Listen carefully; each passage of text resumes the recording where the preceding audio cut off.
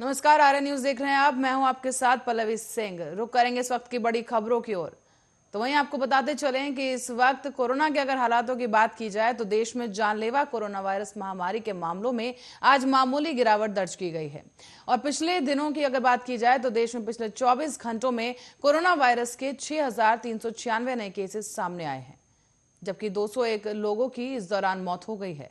कल 6,561 मामले और 142 मौतें दर्ज की गई थी, यानी कल की तुलना में आज के मामले घट गए हैं।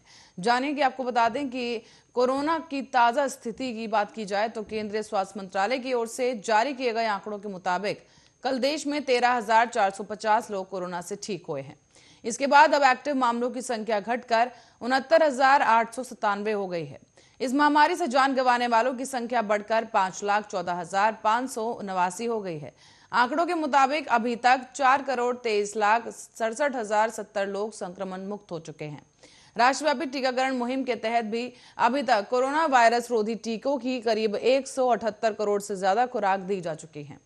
तो वहीं कल 24,84,412 डोज दी गई, जिसके बाद अब तक वैक्सीन की 178,29,13,060 डोज दी जा चुकी हैं। केंद्रीय स्वास्थ्य मंत्रालय के मुताबिक स्वास्थ्य कर्मियों, कोरोना योद्धाओं और 60 साल से ज्यादा आयु वाले अन्य बीमारियों से ग्रसित लोगों को 2 करोड़ से ज्यादा एहतियाती टीके भी लगाए जा चुके हैं। तो वहीं देश में कोविड रोधी टीकाकरण अभियान 16 जनवरी 2021 से शुरू हुआ है और पहले चरण में स्वास्थ्य कर्मियों को टीका लगाया गया था, जबकि कोरोना योद्धाओं के लिए टीकाकरण अभियान 2 फरवरी से शुरू किया गया।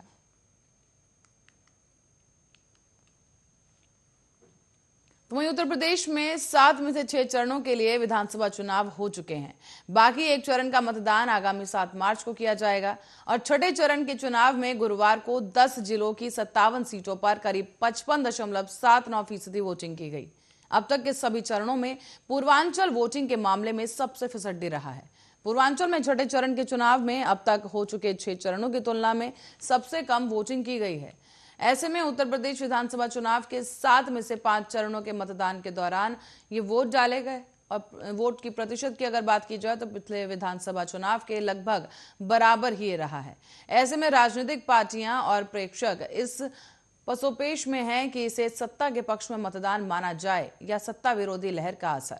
साल 2019 के लोकसभा चुनाव में हुए मतदान के प्रतिशत पर भी अगर नजर डालें तो कोई खास फर्क दिखाई नहीं दिया। जहां मतदान का प्रतिशत नहीं बढ़ने के पीछे कोविड-19 महामारी को भी एक प्रमुख वजह के तौर पर देखा जा रहा है। तो वहीं कुछ लोगों का यह भी कहना है कि मतदाताओं ने चुनाव में अब तक सभी पार्टियों को आजमा लिया है, लिहाजा उनमें अब मतदान के प्रति वो जोशो खरोश बचा नहीं है।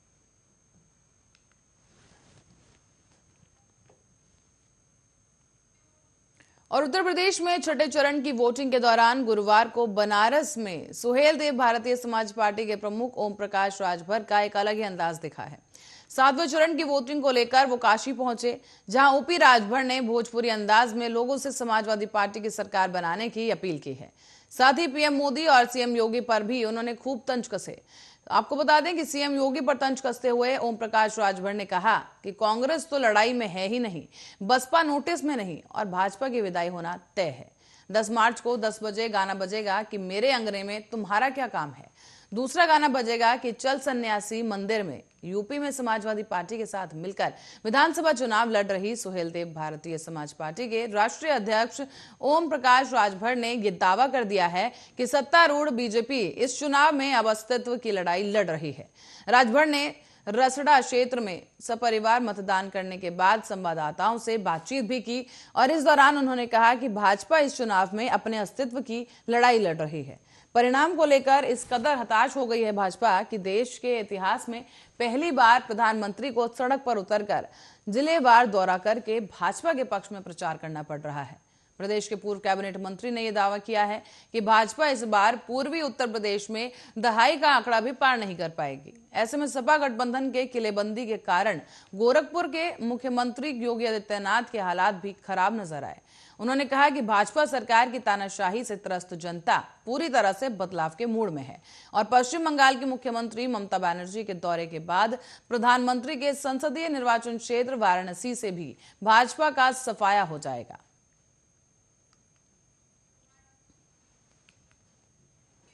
और उत्तर प्रदेश का विधानसभा चुनाव प्रचार अब क्लाइमैक्स की ओर बढ़ चुका है। 7 मार्च को आखिरी चरण की वोटिंग से पहले राजनीतिक पार्टियों के तमाम बड़े दिग्गज प्रचार प्रसार में कोई कमी नहीं छोड़ना चाहते। शिव की नगरी काशी में आज पीएम मोदी, अखिलेश यादव, राहुल और प्रियंका गांधी पूरी ताकत झोंकने वाले हैं। प्रधानमंत्री नरेंद्र मोदी उत्तर प्रदेश विधानसभा चुनाव के लिए प्रचार के अंतिम 2 दिन 4 और 5 मार्च को वाराणसी में रहेंगे। पीएम मोदी आज वाराणसी के शहरी क्षेत्र में रोड शो करेंगे, तो वहीं वो अगले दिन 5 मार्च को राजा तालाब के खजूरी गांव में जनसभा को संबोधित करेंगे।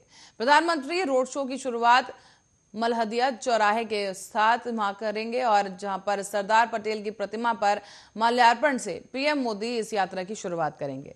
इस दौरान पीएम मोदी श्री काशी विश्वनाथ मंदिर में दर्शन पूजन करने भी जाएंगे।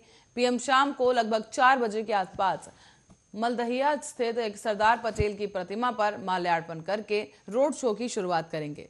और आपको बताते चलें कि ये रोड शो किन क्षेत्रों से होकर गुजरेगा, तो शुरुआत करेंगे लहुरा बीर, कबीर चौरा, लोहाटिया, बुलानाला, मैदागिन चौक और विश्वनाथ धाम, बांस फाटक होते हुए ये गौदलिया जाकर रोड शो खत्म होगा। प्रधानमंत्री के दक्षाश्वमेध घाट पर होने वाले नित्य संध्या गंगा आरती में भी शामिल होने की संभावना है।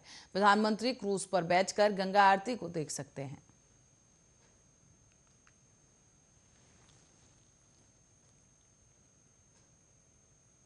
और चंबा जिले में बड़े पैमाने पर चल रही गौ तस्करी और पशुपालन खरीदी बिक्री के नाम पर बड़े पैमाने पर किया जा रहा गौ तस्करी का काम, इसका खुलासा किया गया है, जिसकी जानकारी मिलने के बाद भी जिम्मेदार अधिकारी और नेता मूक दर्शक बने बैठे रहे हैं। आपको बता दें, एक तरफ जहां छत्तीसगढ़ सरकार गौ रक्षा को लेकर आम जनता के सामने बड़े बड़े दावे करती हुई नजर आती है, वहीं ग्रामीण क्षेत्रों से लेकर बड़े बड़े शहरों तक गौ सुरक्षा को लेकर गौठान निर्माण करवा रहे हैं। साथ ही साथ गौ माता की सुरक्षा के लिए लाखों रुपए ग्राम पंचायत के फंड में भेजे जा रहे हैं, लेकिन इसके बावजूद भी एक भ्रष्ट अधिकारी से लेकर दलाल नेता तक गौ तस्करी में संलिप्त नजर आ रहा है, जिसके चलते दलाल बड़े पैमाने पर गौ तस्करी करने से बाज नहीं आ रहे। ऐसा ही एक नजारा सामने आया जांजगीर चांपा जिले से, जहां पर एक भ्रष्ट अधिकारी के चलते दलाल खुलेआम बड़े पैमाने पर गौ तस्करी कर रहे हैं।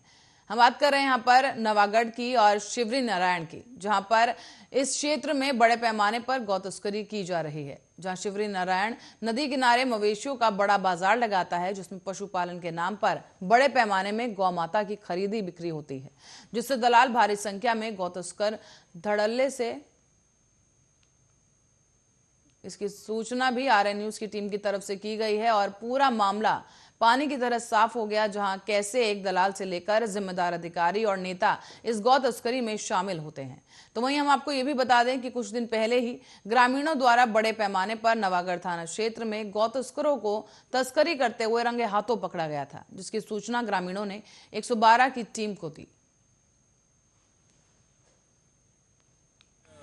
गौ तस्कर हैं तो अपने जो सेमरा नहर पार है, उधर से जो बर्फ माठा नहर पार, ये उधर जो रास्ता गया है, उधर 2-3 लोग 3-4 लोग थे, लगभग 50-60 गायों को ले जा करके जा रहे थे। तो उन लोगों से हमको क्या शक हुआ उन पर, तो पूछताछ किए तो कुछ स्पष्ट बता नहीं पा रहे थे और ऐसा बता रहे थे कि हमें सरपंच के द्वारा गायों को दान में दिया गया, हम इसको ले जा करके बेचेंगे और पालेंगे, कुछ बचेगा उसको। तो हम लोगों ने उनसे पूछा कि पालोगे तो कैसे पालोगे और कहाँ पालोगे, और बेचोगे तो कहाँ बेचोगे, तो स्पष्ट जानकारी नहीं दे पा रहे थे। तो हमें गौ तस्कर होने का शक हुआ, तो हमने 112। तो वहीं रूस और यूक्रेन के बीच छिड़े युद्ध के बीच अब मध्य प्रदेश के एक लड़के ने रूस की धरती पर भारत का झंडा लहरा दिया है। खार्किव बॉर्डर से 740 किलोमीटर दूर रूस की राजधानी मॉस्को में विश्व गेम में भारत का नेतृत्व कर गोल्ड मेडल जीता गया। 22 साल के इस गोल्डन बॉय का इंटरनेशनल लेवल पर यह तीसरा गोल्ड मेडल है और वो अब तक 12 मेडल हासिल कर चुका है। अब उनकी नजर एशियाई गेम्स पर है और आपको बता दें कि ऑटो ड्राइवर पिता के इस बेटे ने इंटरनेशनल खिताब अपने नाम कर दिखाया है। आपको बता दें, और ये इंटरनेशनल खिलाड़ी बन बैठा है ये जो सफर है वो भी आसान नहीं रहा। ना कोई सुविधाएं थी और ना पैसे। कठिन संघर्ष के बाद उन्होंने ये मुकाम हासिल किया है। आपको बता दें कि वुशु एक चीनी मार्शल आर्ट खिलाड़ी है और इस दौरान लड़ाई गतिविधियों के साथ आंतरिक और बाहरी दोनों तरह से अभ्यास इसमें किए जाते हैं। इसे 2 वर्गों ताओलो और संसो में बांटा गया है। ताओलो में मार्शल आर्ट पैटर्न होता है, एरोबिक मूवमेंट्स होती हैं और तकनीकी कला भी इसमें शामिल होती है।